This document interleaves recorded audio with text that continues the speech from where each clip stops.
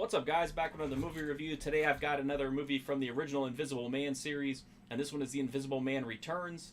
So this stars Vincent Price as a wrongly accused man. He's accused of killing his own brother, which, he didn't do, but he really has no way of proving, especially since he's locked up. He doesn't really have a way to clear his own name. However, he gets an unexpected visit from Mr. Griffin, the guy who's unlocked the secrets to invisibility.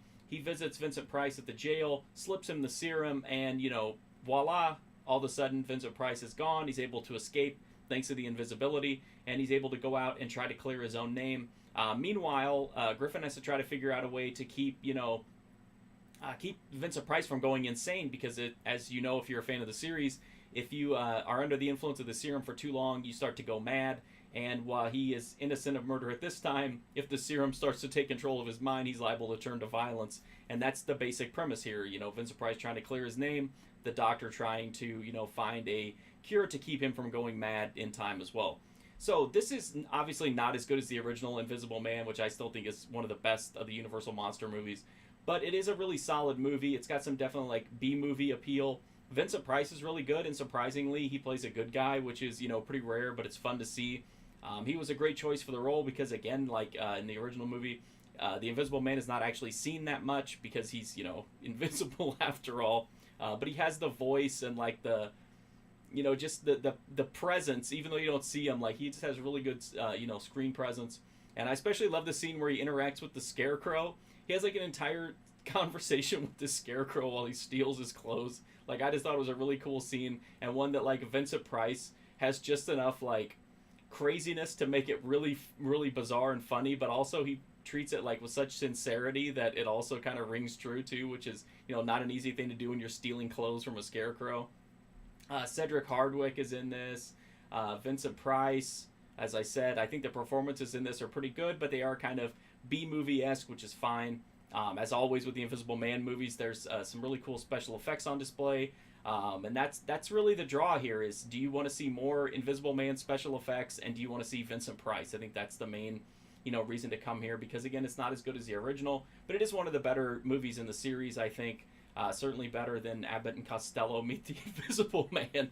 But anyway, I can see why people maybe aren't super hot on it, because it does drag at times. I wouldn't exactly call it boring, but I do think it's a little drawn out here and there, and could use some streamlining. But other than that, I think it's a pretty fun movie. I love Vincent Price in it. I think the special effects are fun, and I just like the Invisible Man stories, even though most of them are pretty much just somebody trying to use the invisibility to clear their name, or settle a score, and then somebody else trying to race against the clock to save them from going mad.